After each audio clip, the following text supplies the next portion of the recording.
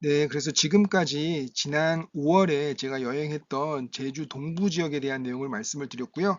지금부터는 이번에 여행을 했던 제주 서부에 대한 내용을 말씀드리도록 하겠습니다. 이번 서부 여행은 이 제주시에서 시작해서 이렇게 도는 방향으로 했는데요. 그래서 첫 번째 방문했던 장소는 제주시 안에 있는 삼성혈이라는 장소입니다.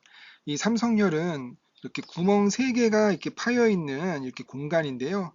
이 구멍에서 제주의 시조이자 수호신인 양을라, 고을라, 부을라 삼신인이 솟아났다고 하는 제주의 어떤 시작을 상징하는 곳이고요. 이 양을라, 고을라, 부을라는 양씨, 고씨, 부씨가 돼서 어떤 탐라국 건설을 했고, 그래서 최종적으로 이제 고씨가 왕이 되는 이제 그런 역사와 하나의 흐름을 같이 한다고 하겠습니다. 이렇게 지내오던 이 삼성혈은 조선 시대가 들어오면서 이 조선 시대는 엄격한 이제 유교 질서의 국가였기 때문에 이런 절이나 무속 이런 것을 이제 배제하기 위해서 이 주변에 이제 담장을 설치하고 생뚱맞게도 이제 유교 사당을 건설해서 이런 절과 무속을 이제 배제하려고 합니다. 그렇지만 또 여기서도 무조건 그랬던 것이 무조건 이 유교적 절차만 이제 추진했던 것이 아니라요. 이런 사당을 건설하되 이 유교 형식의 제사 형식으로 이 삼성혈의 또 제사는 또 이렇게 모셨습니다. 그래서 어떤 제주의 문화와 전통을 한 번에 모두 다 바꾸려는 게 아니라 적절한 이렇게 합치점을 찾아갔다는 이제 그런 하나의 모습이라고 할 수도 있고요. 그래서 뭐 아주 정확하진 않지만 우리 서울의 종묘와 같은 제주의 종묘와 같은 장소가 아닌가 한번 생각을 해보게 되었습니다.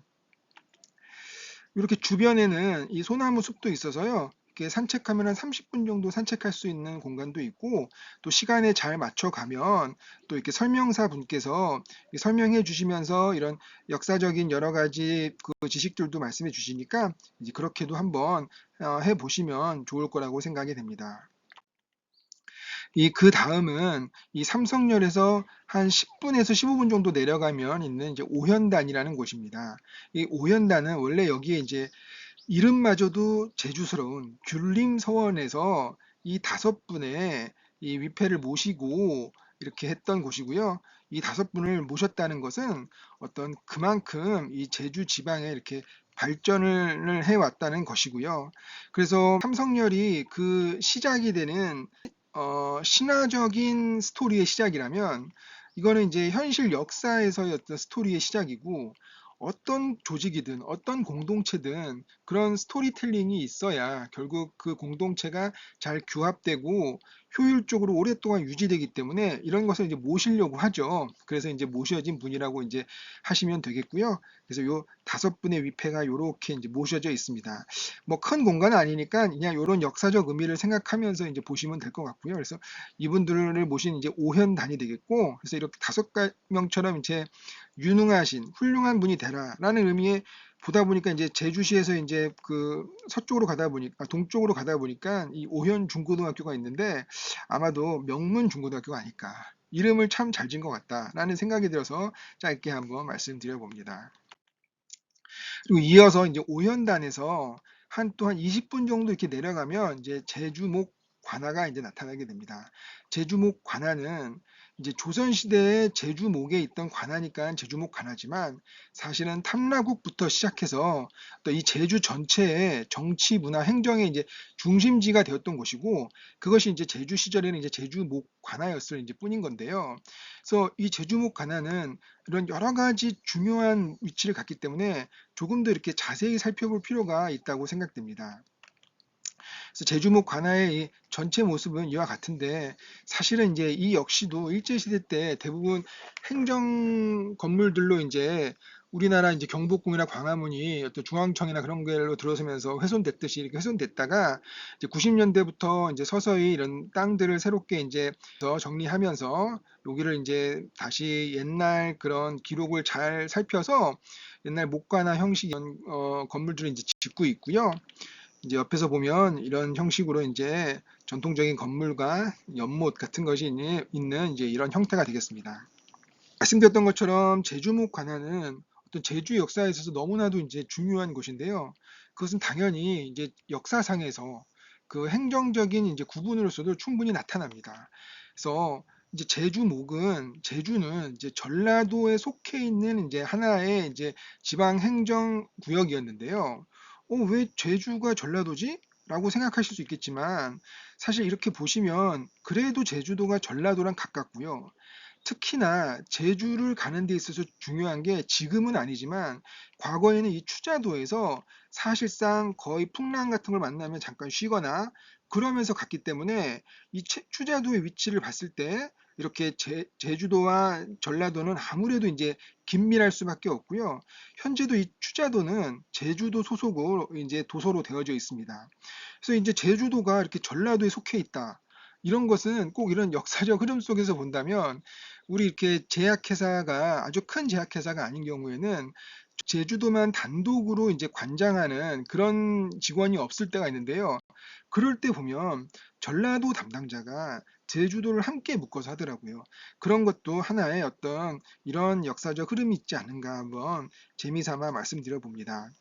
하지만 이게 제주 전체를 보면 제주 몫이 가장 크지만 이 제주가 약간 이렇게 타원형이고 섬이 한라산이 여기 있기 때문에 이 아무래도 이쪽으로 가면 산과 멀어지면서 평야가 많아지겠죠. 특히나 요 두 군데에서는 평야가 특히 더 많고요. 이 위쪽은 그 검은 오름과 동굴계라서 아무래도 농사가 수월치 않았을 것이고 여기는 약간의 이제 곶자왈 지역이 있지만 거기만 좀 벗어나면 그래도 평야가 있기 때문에 평야가 있다는 것은 농업 생산력이 많아진다는 것이고 그렇다면 결국 많은 사람이 모여들게 되고 또 잉여 농산물이 남으면 농사를 짓지 않고 정보 네트워크나 혹은 군사만 전념할 수 있는 사람이 생기면서 하나의 이제 그럴싸한 고을이 되는 거죠. 그래서 이 두 곳은 조선시대부터 이제 현은 이제 목보다는 더 적은 도읍인데요. 이 현으로 이렇게 구성이 돼서 제주도는 일목이현의 이런 도서가 되겠습니다. 이 목은 전국에 20개의 주요 고을을 대상으로 한 거라서 이제 몇 개 많이 없는 것이고요. 이 전라도 하에 여러 목과 현이 있을 텐데 그 중에서 이제 제주는 제주목과 두 개의 현으로 이제 나뉘어져서 이렇게 된다고 하겠습니다. 하지만 이제 제주도가 워낙 동떨어져 있기 때문에 이 전라도 관찰사가 사실은 이제 목과 현을 이제 동일하게 이제 다 관장을 하는 건데요. 그 중에서 목은 그냥 현보다 더 큰 고을일 뿐이고, 그렇지만 워낙 떨어져 있기 때문에 이 제주목에 한해서는 제주 목사가 이 대정현과 정의현 이 양쪽 지역의 현감을 일종의 지휘하도록 그래서 사실상의 관찰사 역할을 하도록 해서 이 제주목이라는 것은 그만큼 이 제주 전체에 있어서 중요한 지역이고 어떤 제주 역사의 모든 순간에 사실은 이제 이 제주목 관할 주변에 그런 상황들이 이제 나타날 수밖에 없는 그런 이유라고 하겠습니다. 그 앞에 보면 이제 제주목이 여기에 있고 그 앞에 이제 관덕정이 있는데요. 지금은 여기가 아주 조그만 광장밖에 없는데 이제 과거에는 여기서 이제 큰 광장이 있었고 마치 우리나라의 이제 광화문 광장, 세종로 이제 그랬다고 이제 합니다. 현재는 이렇게 잘 꾸며진 상태에서 이제 이렇게 밤에는 이 일정 그 가을날의 좋은 날씨일 때는 이런 펠롱펠롱 빛 모드락 축제라고 해서 여러 가지 이렇게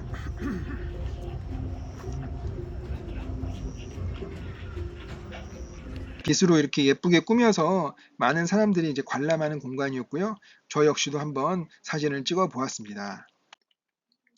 이런 삼성열 오현단 제주목 관하로 이루어지는 이 제주시 내에 있는 이 여행지라고 할까요? 이것은 가장 중요한 제주의 어떤 메인스트림이라고 할 수 있겠고요. 지금도 이 옆에 이제 제주시청이 있고요. 그리고 이제 이 주변으로는 이렇게 이제 제주성이 있었습니다. 그래서 이쪽에는 제주성의 동쪽문, 이쪽에는 제주 속에 이제 서쪽문이 있어서 이 일대에 이제 동문시장과 여러 먹거리촌들, 그리고 이쪽에는 서문시장과 여러 이제 서문 횟집 같은 먹거리촌들이 이렇게 존재하는데요. 이제 그렇게 보시면 될 것 같습니다. 이 구조는 이 서울로 보면은 이 종묘와 경복궁 그리고 여기 남대문으로 해서 그리고 주변으로 이 서울 도성이 이렇게 만들어진 요 모습들이 상당히 이제 이 모습과 흡사하고요. 특히 이제 요 경복궁에서 옛날에 육조거리, 과거에 이제 종합청사 그리고 서울시청까지 이어지는 요 세종로는 지금의 이 삼성열 5연단 제주목가나 이 거리와 뭐 평행이론이라고 하는 평행이론처럼 이제 비슷하다고 하겠습니다. 그래서 이런 서울의 이런 구성, 또 제주의 과거 제주성의 그 구성은 이렇게 이제 일단 비슷한 면이 있고, 다만 제주 역사에서의 이 지역의 중요성을 한 번 더 말해주는 곳이라고 하겠습니다. 하지만 제주시에서 이제 한라산 쪽으로 조금 더 올라오면 이제 제주 중간산 지역의 여행지를 말씀드리겠습니다. 이제 첫 번째로 갔던 곳이 이제 산천단이라는 곳인데요. 산천단은 이제 과거의 탐라국 시절부터 이 제주도인들은 이 한라산을 당연히 이제 신령시 여겼고, 그래서 한라산신제라는 것을 이제 올려왔다고 합니다. 그걸 이제 제주도가 고려시대 병합된 뒤로는 고려 이제 국가 주관으로 이제 본격적으로 이제 진행을 하게 됐는데요. 그렇지만 이제 이것을 한라산 정상 이제 백록담에서 그거를 지냈는데 1월 달에 했다고 합니다. 그러니까 제주의 1월에 한라산의 정상이라고 하면 이제 엄청나게 춥고 이제 그러겠죠. 지금도 장비가 충분해도 어려운데 과거에 그 장비가 없을 때 얼마나 많은 사람들이 힘들었겠습니까? 한 예를 든다면 일본인이지만 사실상 어떤 제주학의 창시자라고 할 수 있는 이 이즈미 세이치라는 분이 처음 제주도에 관심을 갖고 제주도 여기 백록담을 오르는데 그 동료 한 명과 같이 오르다가 동료 한 명이 조난으로 죽습니다. 어느 정도 1900년대니까 장비를 갖추고 올랐는데도 그런 사정인데 이 과거에 이 5, 600년 전 뭐 사람들이 그냥 뭐 거의 집신 그런 거 신고서 이렇게 올랐을 때 얼마나 힘들었겠습니까? 그래서 제주 목사 이학동이라는 분이 바로 요 한라산에서 조금 더 아래쪽인 그래서 좀 편하게 갈 수 있는 요 곳에 이제 산천단이라는 곳을 만들어서 여기서 이 한라산 신제를 이제 올리도록 했고요. 그래서 그 정성은 그대로 하면서 형식은 이 살아있는 사람들에게 도움이 될 수 있도록 이제 그렇게 만든 곳이라고 하겠습니다. 좀 이렇게 이런 형식을 좀 간략히 하고 이렇게 실생활에 도움이 되도록 하는 분들은 대부분 보수주의자고 그런 측면에서 또 많은 좋은 일을 하죠. 그래서 이 목사 이학동이라는 분도 아주 검소하면서 좋은 정치를 펼쳐서 제주도민들이 지금도 이제 존경하는 그런 역사 인물 중에 한 명이라고 합니다. 그래서 한단 주변에는 또 하나의 볼거리는 이 소나무의 사촌이라고 할 수 있는 바닷가의 소나무라고 할 수 있는 곰솔나무가 요게 이제 조성될 때쯤인 한 6, 700년 전에 심어졌을 것으로 추정되는 8그루가 있어서 이렇게 짧게 이렇게 산책할 만한 이제 그런 공간이라고 하겠습니다. 예, 산천단에 이어서 이제 그 옆에 중간산 여행지인 오라동 메밀밭으로 이제 이동을 하게 됩니다. 오라동 메밀밭에 이동을 하면 이 메밀꽃이 5, 6월쯤에 한번 피고 이제 10월쯤에 한번 핀다고 하는데요. 이제 제가 갔을 때는 한 일주일 전이 정말 만개했을 때고 이제 약간 이제 그 질고 있을 타이밍이라고 했었고요. 또 날씨가 이때 조금 가을 날씨치고는 안 좋았어요. 그래서 이제 뷰가 이렇긴 한데요. 그래도 이렇게 툭 튀어진 넓은 공간에 이런 푸르고 누렇고 한 그런 색깔 이렇게 메밀꽃밭이 이렇게 펼쳐진 게 이제 뭐 한 번쯤은 지나가다 이제 둘러볼 만한 이제 곳이라고 당연히 생각이 되고요. 그렇지만 이 오라동 메밀밭이 최근 더 이제 관심을 갖는 것은 결국 넷플릭스 드라마 폭삭 소가수다의 한 배경이 됐기 때문이라고 할 수 있을 것 같습니다. 그래서 여기서 애순이가 금명이를 안고 지나는 곳이라든가 애순이와 관식이가 만나는 장소 이런 곳이 이제 바로 이런 촬영지가 여기라고 하겠고요. 그래서 저도 조금 어색한 모습이지만 이 메밀꽃밭과 그 주변부에서 한번 저의 사진도 이렇게 찍어 보았습니다. 그 다음으로 저희는 이렇게 돌아서 이 큰 녹곰의 오름에로 이제 향하게 됐는데요. 제주도의 대표 오름이다 하면 저번에 말씀드렸던 이 제주 동부에 있는 이 다랑시 오름이 이제 하나 있겠고요. 바로 제주 서부의 대표 오름이다 하면 제가 지금 말씀드릴 이 큰 녹곰의 오름이 되겠습니다. 이 큰 녹곰의 오름의 높이는 234m인데요. 이 오름치고는 상당히 이제 높은 편에 속하는 오름이긴 합니다만 사실 234m의 높이가 육지에서라면 그렇게 높은 산은 아닌 거죠. 그래서 어떤 뷰가 그렇게 있을 만하지는 않을 거라고 이제 생각들 하실 텐데요. 다만 이런 오름 같은 경우는 그 자체의 해발 고도가 이제 대부분 높아서 그 특유의 오름만의 그 풍경을 보여주는 건데요.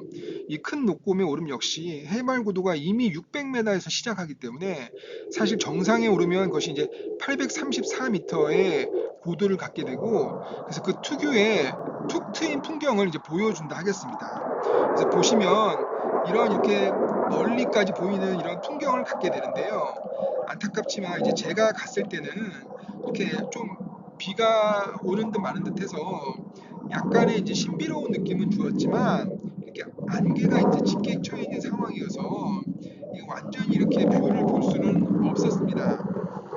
그렇지만 평상시에는 이제 좋다는 것을 제가 2년여 전에도 한번 녹곰의 오름을 올랐었는데요. 그때 사진을 이제 대신 보여드리면서 이 큰 녹곰의 오름의 이제 풍경을 제가 보여드리다 하겠습니다. 녹곰의 오름은 이제 규모가 이제 적지 않다고 말씀드렸는데요. 그래서 오름치고는 이제 왕복하는데 이제 2시간 정도가 걸리고요. 특히 이 큰 녹곰의 오름 말고 여기 좁은 녹곰의 오름이 있고 또 주변에 이제 둘레길이 있어서 이런 유명 오름들이 다 그렇지만 일종의 이제 이렇게 클러스터를 꾸며서 거의 반나절 정도의 이제 산책을 가질 수 있는 사실 공간이 되고요. 이 다랑시 오름도 그 옆에 이제 악근 다랑시 오름이라고 해서 이제 작은 다랑시 오름, 또 용눈이 오름이 이제 또 옆에 있어서 요 세 개 오름을 이렇게 오르면 한 반나절이 걸립니다. 그래서 이런 식으로 한번 이렇게 여행을 계획해 보시는 것도 이제 좋지 않을까 생각을 해봅니다. 네, 그리고 큰 녹곰의 오름에서 조금 더 이제 서쪽으로 이동해서 이제 금 오름을 또 말씀드리겠습니다. 이 금 오름은 이상하게 이제 정상에도 거기에 또 연못, 그리고 주변부에 이렇게 습지가 있는 그런 형태의 오름인데 이제 입구부터 이렇게 심상치 않게 아주 예쁜 오름이 되겠습니다. 그래서 이 오름은 조금 작아서 178m가 이제 자체 높이인데 역시 350m 정도의 자체 시작점의 해발 고도가 있어서 올라갔을 때 나름 이제 툭 트인 풍경을 볼 수가 있고요.